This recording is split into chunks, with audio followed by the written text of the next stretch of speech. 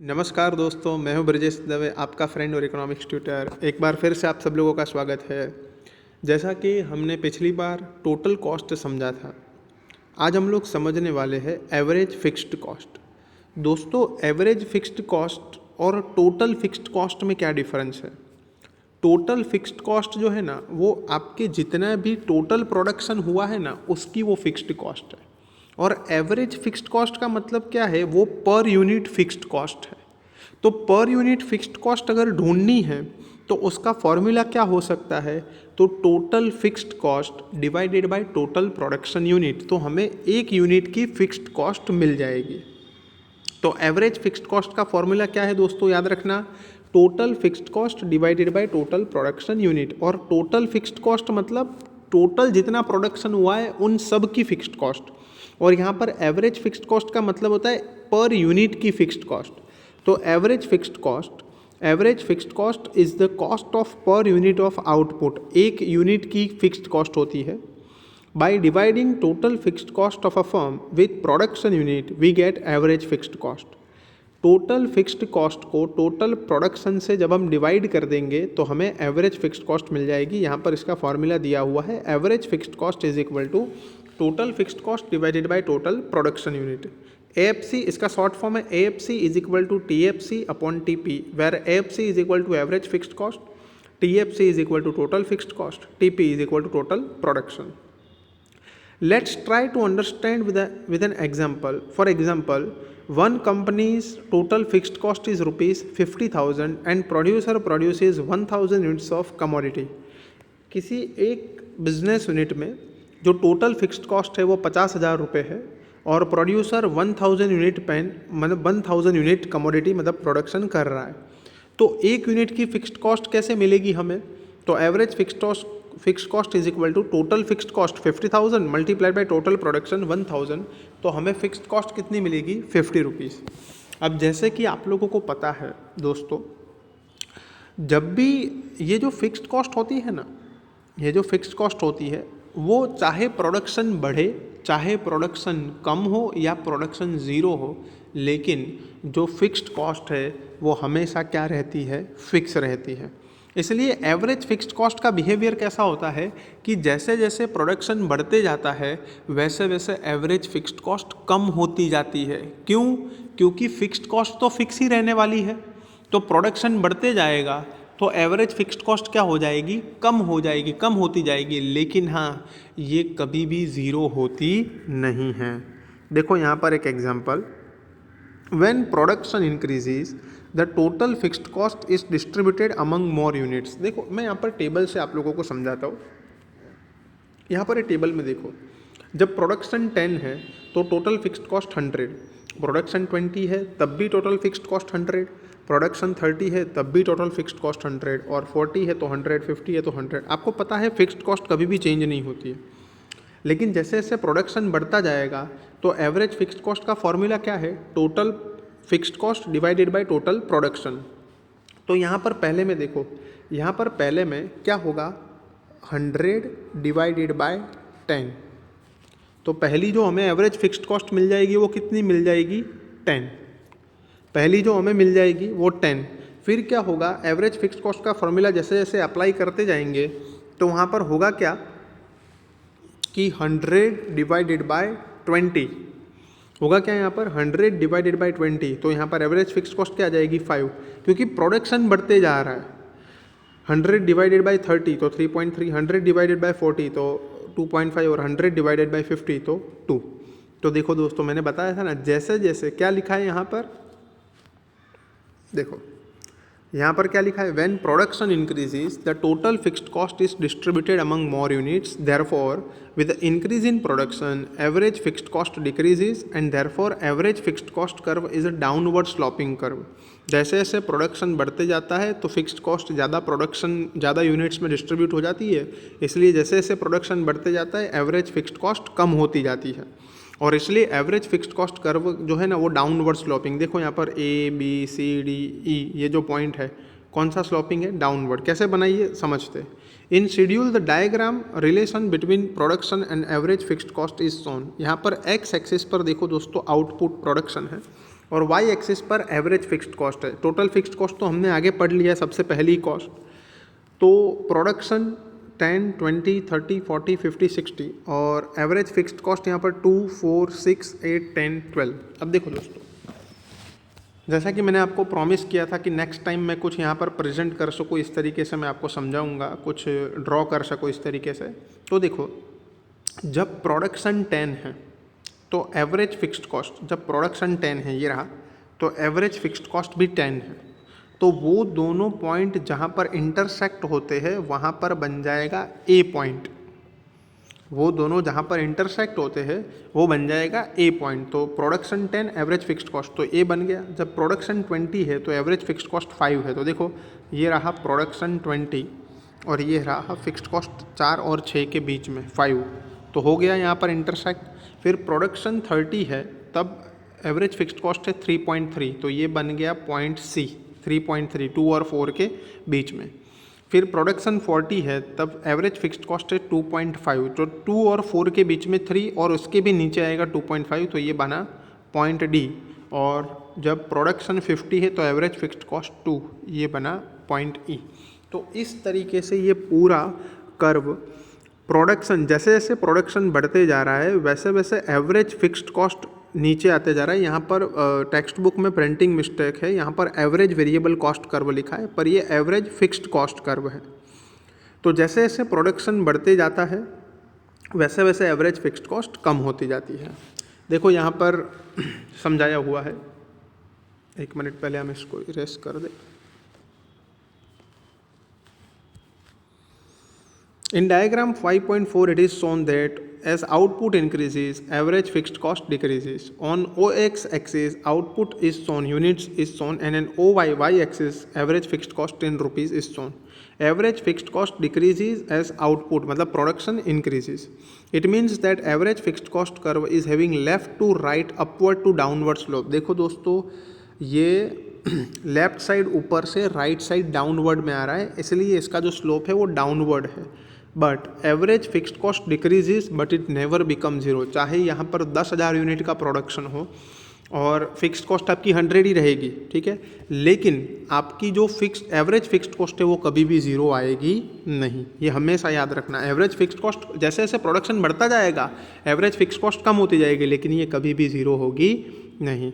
तो यहाँ पर मैंने आप लोगों को समझाया average fixed cost per unit fixed cost. और अब ऐसे हम लोग समझते हैं एवरेज वेरिएबल कॉस्ट। लेकिन एवरेज वेरिएबल कॉस्ट समझने से पहले वेरिएबल कॉस्ट का बिहेवियर समझना बहुत ज़रूरी है, क्योंकि ये एवरेज वेरिएबल कॉस्ट बनेगी किस में से? वेरिएबल कॉस्ट में से, टोटल वेरिएबल कॉस्ट में से। टोटल वेरिएबल कॉस्ट मतलब जितना टोटल प्रोडक्शन हुआ है उन सब की वेरिएबल कॉस्ट, और एवरेज वेरिएबल कॉस्ट का मतलब होता है पर यूनिट वेरिएबल कॉस्ट। अब मैं आप लोगों को सिर्फ रिवाइज करवा देता हूँ दोस्तों, और आगे का वीडियो आप देख लेना।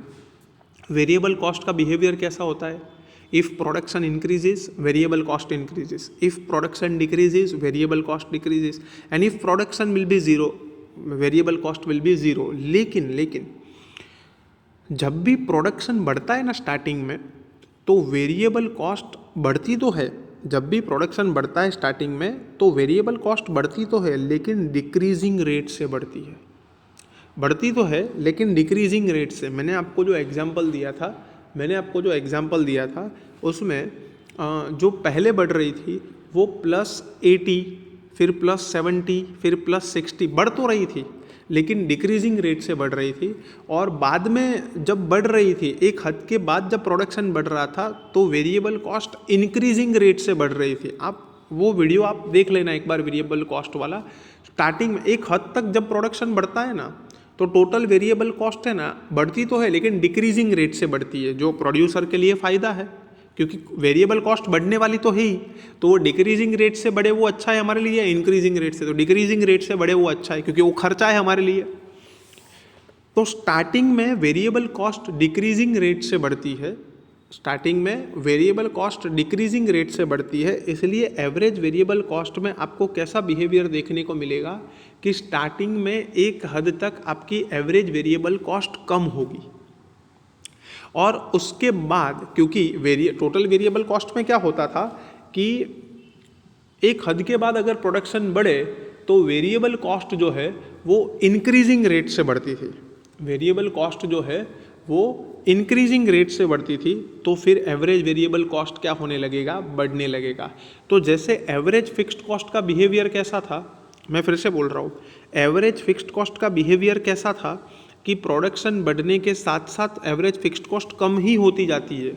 With the increase in production units average fixed cost is decreases but it never become zero. Average variable cost का बिहेवियर कैसा होगा दोस्तों, स्टार्टिंग में ये कम होगी एवरेज वेरिएबल कॉस्ट, लेकिन एक हद के बाद प्रोडक्शन बढ़ने से एवरेज वेरिएबल कॉस्ट बढ़ती जाएगी। तो देखो दोस्तों, average variable cost, total variable cost of a firm is divided by total units produced, we get average variable cost. Total variable cost को अगर टोटल प्रोडक्शन से डिवाइड कर दे तो हमें एवरेज वेरिएबल कॉस्ट मिल जाएगी। Average variable cost is the variable cost per unit of output, ये एक unit की वेरिएबल कॉस्ट है। This concept is useful in taking a decision regarding continuing production. ये कॉन्सेप्ट, ये एवरेज वेरिएबल कॉस्ट इसलिए useful है कि प्रोडक्शन आगे जारी रखना है या बंद कर देना है, ये डिसीजन लेने के लिए एवरेज वेरिएबल कॉस्ट काम में आता है। This concept is useful in taking a decision regarding continuing production, increasing production और क्लोजिंग डाउन। क्या प्रोडक्शन को कंटिन्यू करना है, क्या उसको बढ़ाना है या उसको बंद कर देना है, इसके लिए एवरेज वेरिएबल कॉस्ट जानना बहुत ज़रूरी है। To find out this cost formula is on page number 52। देखते हैं हम लोग। Average variable cost is equal to total variable cost divided by total production. AVC is equal to TVC upon TP. AVC is equal to average variable cost, TVC is equal to total variable cost and TP is equal to total production. For example, suppose a firm's total variable cost is rupees 150 and a firm produced 20 units of output, then AVC is equal to total variable cost rupees 150 divided by total production 20 units. तो हमें मिल जाएगी 7.5 रुपये, 7.5 rupees average variable cost. ध्यान से सुनना, as output increases average variable cost also increases. But initially with the increase in production average variable cost decreases। शुरुआत में average variable cost कम होती है, then it become minimum, उसके बाद ये कहीं पर minimum हो जाती है। and after with the increase in production average variable cost also increases। और एक हद से ज़्यादा अगर हम लोग प्रोडक्शन बढ़ाएंगे तो एवरेज वेरिएबल कॉस्ट बढ़ने लगेगी। तो इसका बिहेवियर कैसा होता है दोस्तों, क्योंकि वेरिएबल कॉस्ट जो है, टोटल वेरिएबल कॉस्ट जो है वो स्टार्टिंग में डिक्रीजिंग रेट से बढ़ती है, इसलिए एवरेज वेरिएबल कॉस्ट स्टार्टिंग में कम होती है, एक जगह पर मिनिमम होती है और उसके बाद फिर एवरेज वेरिएबल कॉस्ट बढ़ने लगती है, क्योंकि टोटल वेरिएबल कॉस्ट में से तो ये बनी है। It means it has relations with the volume of production. This can be understood with the help of table and diagram। देखो दोस्तों, प्रोडक्शन जब 10 यूनिट्स है तो टोटल वेरिएबल कॉस्ट 80 है। जो पहले का जो टोटल वेरिएबल कॉस्ट का जो टेबल था ना, वही यहाँ पर दिया हुआ है, सिर्फ 50 तक था वो, यहाँ पर 70 तक आउटपुट दिया हुआ है समझाने के लिए। तो जब प्रोडक्शन 10 यूनिट्स था तो टोटल वेरिएबल कॉस्ट 80, जब 20 है तब 150, 30 है तो 210, 40 है तो 290, 50 है तो 390, 60 है तो 500 और 70 है तो 620। अब इसका फॉर्मूला अप्लाई करते हैं, average variable cost is equal to total variable cost divided by total production. तो यहाँ पर पहले का जो है वो 80 डिवाइडेड बाय 10, तो हमें कितना मिल जाएगा, 8। पहले जो एवरेज वेरिएबल कॉस्ट है वो 8, क्योंकि स्टार्टिंग में वेरिएबल कॉस्ट जो ये टोटल वेरिएबल कॉस्ट है ना, वो स्टार्टिंग में बढ़ती तो है लेकिन डिक्रीजिंग रेट से बढ़ रही है। कैसे, मैं समझाता हूँ आप लोगों को। कैसे ये स्टार्टिंग में डिक्रीजिंग रेट से बढ़ रही है, ध्यान से सुनना। देखो यहाँ पर पहले 10 है तब 80 है कॉस्ट, अब 20 है तो 150 हो गई, तो कितनी बढ़ी, 70। अब 30 है तो 210 हो गई, तो कितनी बढ़ी, 60।